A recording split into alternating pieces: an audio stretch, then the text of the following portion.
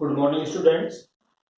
ये इस वीडियो के अंदर हम 9th क्लास साइंस का first chapter matter in our surrounding के बारे में डिस्कस करते हैं। तो first of all, what is the matter? ये मैटर क्या होता है? मैटर इज एवरीथिंग और anything which occupied space and have mass. कोई भी चीज जिसमें मास होगा, जिसमें वॉल्यूम होगा और उसको हम अपनी किसी भी सेंस ऑर्गन से फील कर पाए, दिस इज कॉल्ड मैटर। जैसे एयर हम देख तो नहीं सकते, लेकिन एयर के अंदर मास भी है, वॉल्यूम भी है, but and we can feel it by our sense organ skin, हम उसको फील कर सकते हैं। तो air also a matter, air भी मैटर है। एयर, ठीक है, कोई भी मेटल, जितनी भी मेटल्स हैं वो सब मैटर हैं। Chair, everything which occupied space and have mass is called matter. Matter अगर हम देखें तो मैटर टू टाइप्स का होता है। एक होता है pure form and second is impure. Impure ना बोल के हम इसको मिक्सचर बोले तो ज्यादा अच्छा है। Mix, pure matter and impure. Impure मतलब मिक्सचर। प्योर का कैसे पता लगाओगे? कोई मैटर है कि ये प्योर है? प्योर का मतलब which is made by identical particles. पहले फर्स्ट ऑफ ऑल तो हम ये देखें कि जो मैटर है, मैटर एवरीथिंग, कुछ भी, is made of small particles, छोटे छोटे पार्टिकल से मिलकर बना होता है। दीज पार्टिकल्स में भी क्या क्या हो सकते हैं? एटम्स हो सकते हैं, मोलिक्यूल्स हो सकते हैं और आयंस हो सकते हैं। तो every matter is made by atoms, molecules and ions, और ये सब स्मॉल पार्टिकल्स हैं। Every matter is made by small particles, छोटे छोटे पार्टिकल से मिलकर बनता है। And these particles may be atoms, molecules और आयंस। तो अभी हम बात कर रहे थे कि मैटर दो टाइप का होता है, फर्स्ट प्योर, सेकंड मिक्सचर। तो प्योर का मतलब क्या होता है? प्योर की मीनिंग होती है the matter which have identical particles, जिसमें सारे पार्टिकल्स आइडेंटिकल होते हैं, these are called pure. Identical का मतलब same volume, same shape, same mass, everything is same, that is called identical. तो जिसमें सारे पार्टिकल्स आइडेंटिकल होंगे, this is called pure. Mixture, mixture क्या होता है? Which have more than one type of particles, उसको हम मिक्सचर बोलेंगे। फॉर एग्जाम्पल, आपने ये वाटर लिया, पानी, तो एक बीकर के अंदर आपने पानी लिया, तो पानी में सारे जितने भी पानी के मॉलिक्यूल्स हैं वो सब आइडेंटिकल्स है, सारे मॉलिक्यूल्स एक जैसे हैं, ठीक है, कोई छोटा कोई बड़ा नहीं है।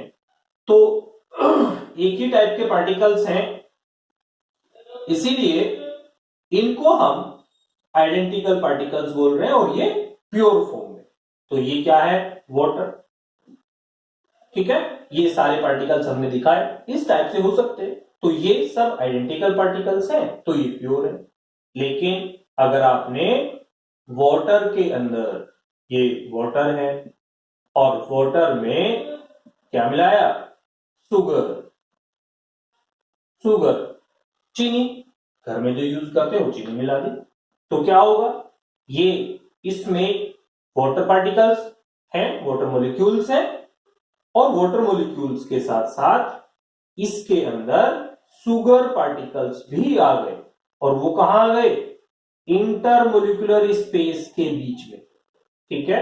इन मॉलिक्यूल्स के बीच में। तो हमें पता चल रहा है कि इसमें दो टाइप के पार्टिकल्स हैं, ठीक है। तो these are not identical, it have two kind of particles, ठीक है। तो इसलिए इसको क्या बोलेंगे, मिक्सचर, ठीक है। तो यहां पर आपको पता चला कि दो टाइप के पार्टिकल्स हो सकते हैं, एक प्योर, दो टाइप के मैटर हो सकते हैं, एक प्योर और एक मिक्सचर। प्योर किसको बोलेंगे, विच हैव आइडेंटिकल पार्टिकल, जिसमें सारे पार्टिकल एक जैसे होते हैं, और मिक्सचर में more than one type of particles are present, this is called mixture।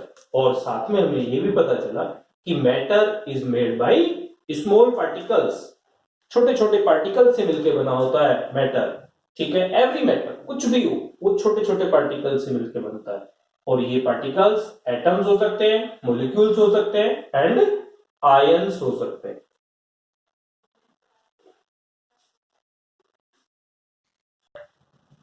अभी आगे बढ़ते हैं।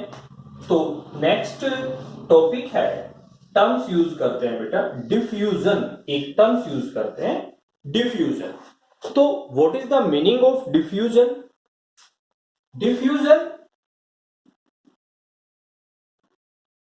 डिफ्यूजन में इंटरमिक्सिंग, डिफ्यूजन क्या होता है, इंटरमिक्सिंग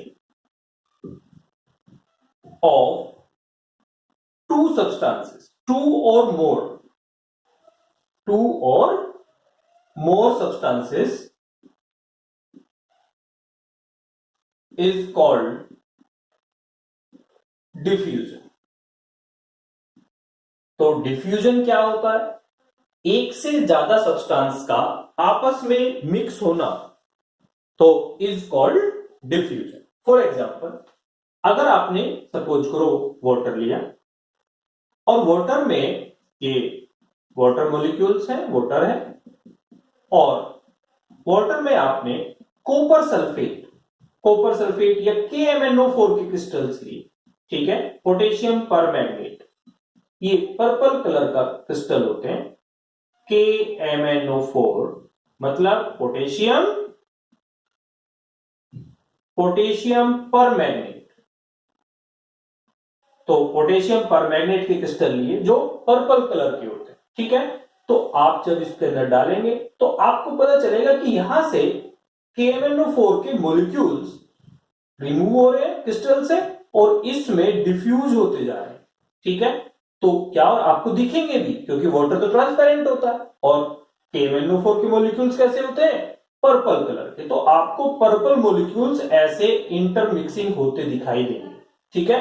और कुछ टाइम के बाद ये मॉलिक्यूल्स इसमें यूनिफॉर्मली डिस्ट्रीब्यूट हो जाएंगे, और फिर ये पूरा का पूरा वाटर पर्पल कलर का हो जाएगा। तो ये क्या है, इंटरमिक्सिंग।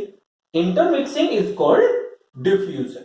तो दो सब्सटेंस का इंटरमिक्सिंग इज कॉल्ड डिफ्यूजन। ऐसे ही अगर कोई बच्चा परफ्यूम लगा के आए, क्लास में कोई बच्चा परफ्यूम लगा के आए, तो क्या होता है, पूरे रूम में, क्लासरूम के अंदर स्मेल आती है, या आपने रूम के अंदर या क्लासरूम के अंदर थोड़ा सा एयर स्प्रे डालें, एयर फ्रेशनर की स्प्रे करें, तो क्या होता है, कुछ टाइम के बाद पूरे रूम के अंदर एयर फ्रेशनर के मॉलिक्यूल्स डिफ्यूज होके बिखर जाते हैं, इंटरमिक्स हो जाते हैं, तो स्मेल सभी जगह आती है।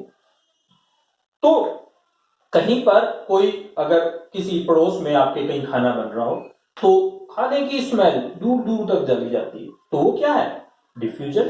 तो स्मेल जो है वो एयर में डिफ्यूज हो जाती है। तो एयर का, टू टाइप ऑफ गैसेस का आपस में मिक्स होना भी डिफ्यूजन ही है।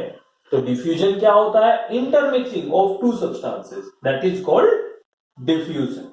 तो ये डिफ्यूजन टर्म्स हम बार बार यूज करते रहेंगे। तो आपको पता चल गया कि डिफ्यूजन क्या होता है, दो सब्सटेंस का इंटरमिक्सिंग मतलब मिक्सचर बनाना। इम्प्योर बताया था ना अभी, मैटर दो टाइप के होते हैं, प्योर एंड मिक्सचर। तो मिक्सचर क्या है, मिक्सचर इज द मिक्सचर है टू और मोर टाइप ऑफ मैटर। तो यहां पे हमने क्या देखा, पानी के अंदर KMnO4 है, तो दैट इज द डिफ्यूजन। तो जो मिक्स होता है आपस में, दैट इज कॉल्ड डिफ्यूजन, ठीक है।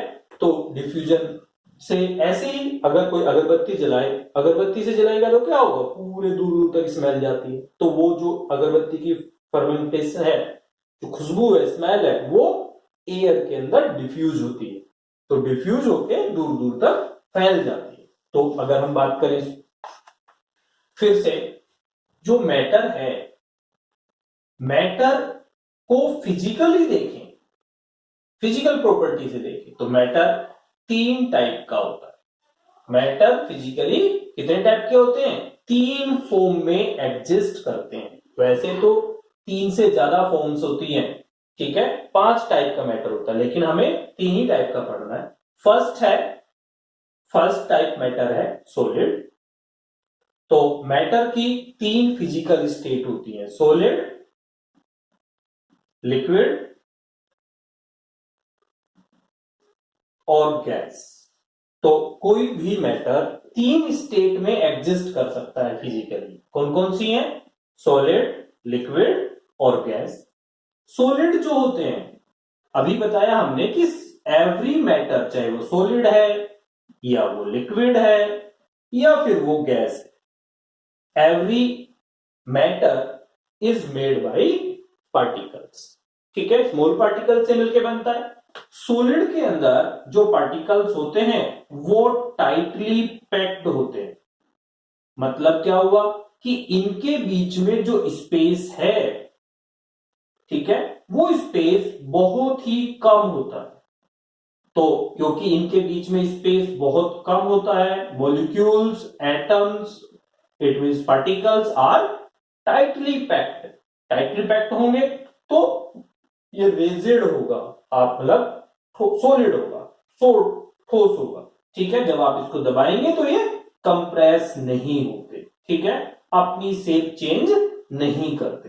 तो सॉलिड आर रेजिड होते हैं, टाइटली पैक्ड होते हैं। इन देखो यहां पे ये मॉलिक्यूल है, इनके बीच में जो स्पेस होता है उसको हम बोलते हैं इंटरमोलिकुलर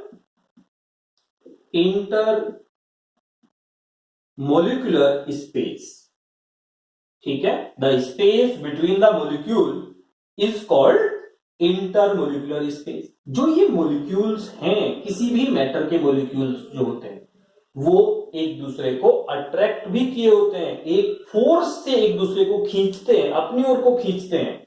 दैट अट्रैक्शन, 2 टाइप की फोर्स होती है, एक अट्रैक्शन और एक रिपल्सन। अट्रैक्शन का मतलब जो आपस में एक दूसरे को बाइंड करे, और रिपल्सन मतलब दूर भागे एक दूसरे को। ठीक है, तो इनके बीच में एक अट्रैक्टिव फोर्स होती है, ठीक है, एक दूसरे के पास खींचते हैं। तो इस फोर्स को हम बोलते हैं इंटरमोलिकुलर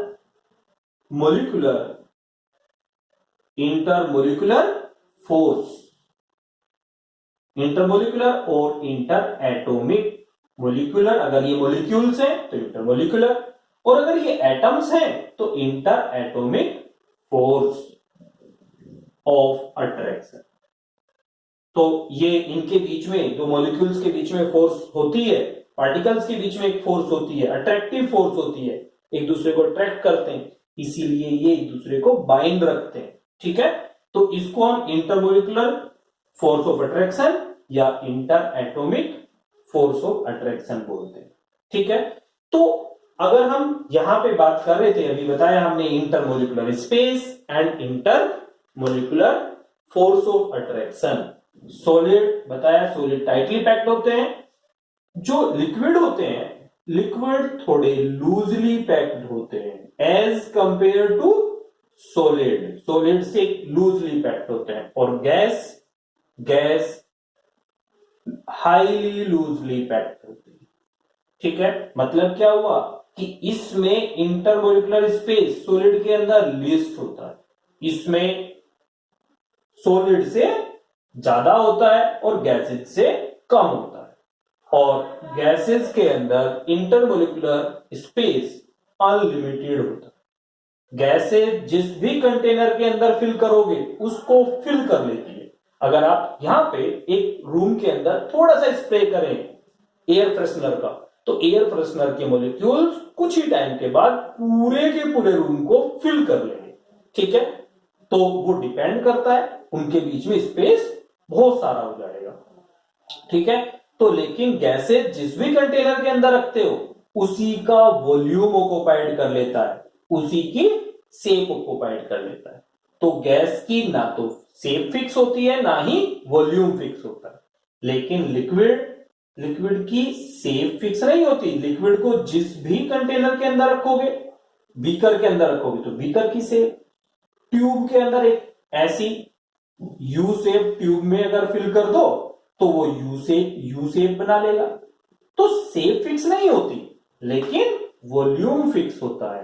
गैस के तरह से वॉल्यूम ऑक्युपाइड नहीं करते कंटेनर का, वॉल्यूम इनका फिक्स होता है लेकिन शेप फिक्स नहीं होती। सॉलिड में दोनों चीज फिक्स होती है, वॉल्यूम भी फिक्स होता है और इनका शेप भी फिक्स होता है। अपना शेप होती है, अपना वॉल्यूम होता है। लेकिन यहां पर इनमें क्या होता है, लिक्विड के अंदर liquid have the fix volume but shape is not fix, and gases have not fixed volume and fixed shape, and gain acquire the same volume or same shape the container in which gases are contained। ठीक है। तो इनके बीच में अभी बताया, फिर से बताया, क्योंकि यहां पे जो मॉलिक्यूल्स हैं वो टाइटली पैक्ड हैं। इसका मतलब टाइटली कब होंगे, इनमें फोर्स ऑफ अट्रैक्शन सबसे ज्यादा होता है। गैसेज में फोर्स ऑफ अट्रैक्शन नेग्लिजिबल होता है और लिक्विड में फोर्स ऑफ अट्रैक्शन गैसेज से ज्यादा होता है और सॉलिड से कम होता है। अगर आप गैसेज को कंप्रेस करें, किसी कंटेनर के अंदर गैस रखें, पिस्टन से दबाएं, ठीक है, तो गैस को जब आप कंप्रेस करोगे, प्रेशर लगाओगे, तो गैसेज कंप्रेस हो जाती हैं। वॉल्यूम मतलब पिस्टन को दबाओगे तो पिस्टन नीचे आ जाएगा। तो इसका मतलब क्या हुआ कि अगर if we apply the pressure the volume of gas decreases. इसके अंदर गैस है, ठीक है, तो अगर आप इसको यहां से कंप्रेस करेंगे तो ये पिस्टन नीचे आ जाएगा। तो इसका मतलब क्या हुआ, वॉल्यूम कम हो गया। तो और वॉल्यूम कम होना, प्रेशर फोर्स लगाने से वॉल्यूम कम होने को ही हम कंप्रेशन बोलते हैं। इसका मतलब गैसेस क्या हो गई, कंप्रेस हो गई। कंप्रेस होने का मतलब इनका वॉल्यूम कम हो गया। लिक्विड में आप फोर्स लगाओगे तो लिक्विड कंप्रेस नहीं होते, ना ही सॉलिड कंप्रेस होते। मतलब सॉलिड आर नॉन कंप्रेसेबल क्योंकि वो पहले से ही स्पेस उनके बीच में बहुत कम है। लिक्विड भी नॉन कंप्रेसेबल होते हैं या बहुत लिटिल कंप्रेस हो सकते हैं, एंड गैसेस आर कंप्रेसेबल। ठीक है, तो ये था इनके बीच में डिफरेंस। ठीक है, अभी बात करते हैं, एक डिफरेंस और है। जो सॉलिड के मॉलिक्यूल्स हैं वो अपनी पोजीशन के दोनों साइड वाइब्रेट करते हैं, मतलब स्टेशनरी फॉर्म में नहीं होते, रुके हुए नहीं रहते, दोनों साइड में वाइब्रेट करते हैं। लिक्विड के मॉलिक्यूल्स आपको पता है हमेशा मोशन में रहते हैं, जिग जैग मोशन करते रहते हैं, इस टाइप से मोशन करते रहते हैं। हर एक मॉलिक्यूल्स हमेशा मूविंग रहता है। गैसेस के मॉलिक्यूल्स भी हमेशा मूविंग रहते हैं, लेकिन इनकी मूवमेंट में क्या होता है, ये बियॉन्ड द सरफेस, जहां तक लिक्विड की सरफेस है वहीं तक मूव करेंगे। और गैसेस जिस कंटेनर में हैं उसमें हर एक जगह मूव कर सकते हैं, कहीं भी, उनकी कोई सरफेस नहीं होती। ठीक है, तो ये डिफरेंसेस हैं सॉलिड, लिक्विड एंड गैसेस में। एक डिफरेंस और देख लो, क्योंकि इसके पार्टिकल्स बहुत ही कम मूव करते हैं तो इनके पार्टिकल्स की काइनेटिक एनर्जी बहुत ही कम होती है। लिक्विड में ये काइनेटिक एनर्जी ज्यादा होती है और गैसेस में ये काइनेटिक एनर्जी सबसे ज्यादा होती है, क्योंकि ये 3D मूव करते रहते हैं।